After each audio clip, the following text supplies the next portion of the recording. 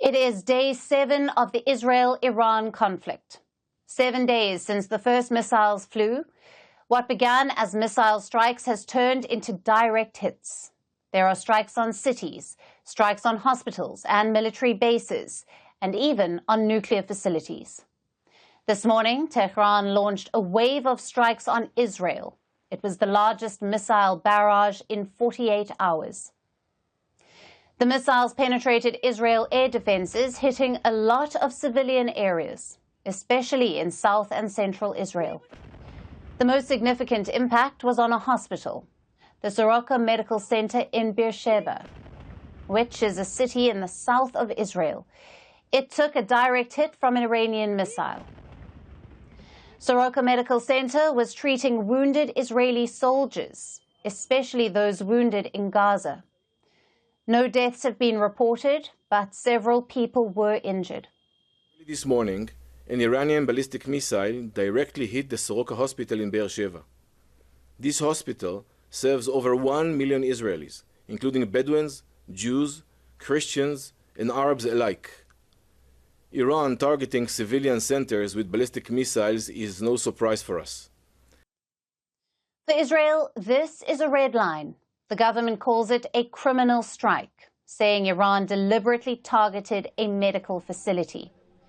Prime Minister Benjamin Netanyahu has vowed revenge. He says Iran will pay a heavy price.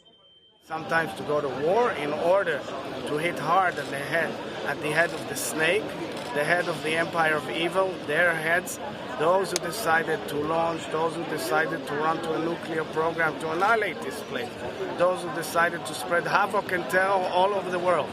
No way, guys. We're here forever and we shall overcome. But Tehran tells a different story. Iran claims it was aiming for a military site located next to the hospital. It wasn't attacking the hospital, so Soroka was collateral damage. And that's not all. Other locations in Tel Aviv suffered heavy damage too, including Holon, where a missile landed between buildings. The Israeli Stock Exchange building in Tel Aviv also faced some damage, and over 130 people are injured. Some of them are in critical condition. So this was a significant missile strike by Iran. It's inflicted some serious damage on Israel. And it comes right after Israel's strikes. The overnight attacks included 40 fighter jets.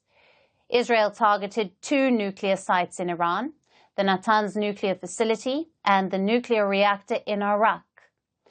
Now, the Iraq heavy water facility is located nearly 200 kilometers from Tehran. Work on it began in the 2000s, but it was later abandoned after the 2015 Iran nuclear deal. Iran wanted to commission the reactor by 2026. The IDF says the reactor is designed to produce high-yield plutonium, and this is used to make nuclear weapons, which is why they struck it. Tehran confirmed the strike, but insisted there was no radiation risk. There is no contamination in the region, as since a long time ago, necessary safety measures have been taken. The site had been evacuated and no human casualties have been reported, fortunately. Also, no residential have been hit and civilian areas remain unharmed. Iran has launched a complaint with the IAEA over these attacks. That's the UN nuclear watchdog. Tehran says Israel is violating international laws. Globally, there are fears of a radioactive leak, but experts claim that this is unlikely. Most of the attacks have been on uranium enrichment facilities, so there isn't much of a risk. But it is clear the conflict is heating up. Israel launched its attack last Friday. Since then, it has killed 585 people in Iran. More than 1,300 Iranians are wounded. Iran has since fired 400 missiles at Israel, and the attacks have killed 24 people, and around 600 people are injured. But as the attacks escalate, so does the speculation about American involvement. All eyes are now on Donald Trump. Trump had once campaigned on keeping America out of foreign wars, but now he is under intense pressure. Behind closed doors, he's reportedly weighing a strike on Iran, a strike on Iran's Fordow nuclear facility, one that's buried deep beneath a mountain. And reports suggest that Trump has approved the strikes. But there's a catch. Trump is not pulling the trigger yet, in case Iran agrees to abandon its nuclear program. I have ideas as to what to do, but I haven't made a final. I like to make the final decision 1 second before it's due, because things change. I mean, especially with war. Things change with war. It can go from one extreme to the other. There is also a lot of talk about regime change in Iran. Israel had earlier approved a plan to kill Ayatollah Ali Khamenei, the country's supreme leader. But reports suggest that Trump vetoed the plan. He himself also issued a threat to Khamenei. So right now, there is a lot of speculation. Israel's defense minister now says Khamenei can no longer be allowed to exist. Katz says eliminating Khamenei is one of the country's war goals. We set the goals of the war to be removing nuclear and destruction and missile threats, and in them the IDF was instructed and knows that in order to achieve them within the overall targets, this man should not continue to exist. Yesterday, the Russian president was asked about this, about a regime change in Iran. Moscow and Tehran are close partners, so this is what the Russian president had to say. What would be your reaction if Israel tries to kill Iranian supreme leader with or without U.S. help? With your permission, I hope this will be the most correct answer to your question. I do not wish even to discuss such a possibility. Meanwhile, Iran is sending its own warning to Washington. Don't even think about getting involved. And in Tehran's view, the U.S. is already too close for comfort. It is stationed in bases across West Asia.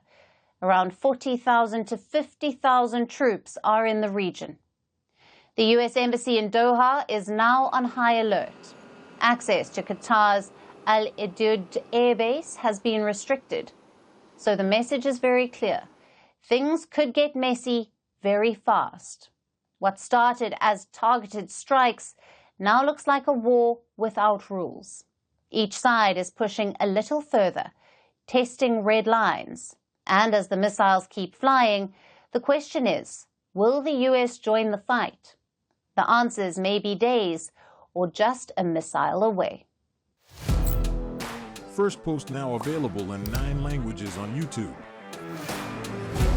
English, $36 trillion. French, Le FMI, comme German, Geschäftsführenden Direktor, Hindi, $30 trillion kakarjo. Indonesian, Pemerintah tanpa pemeriksaan. Italian, Sekali radikali. Japanese, $1 Portuguese, por causa do próprio balanço patrimonial. Spanish. Beautiful bill. Go to Settings, click on Audio Track and select a language of your choice. Be the first to know what's happening around you in your first language. Firstpost.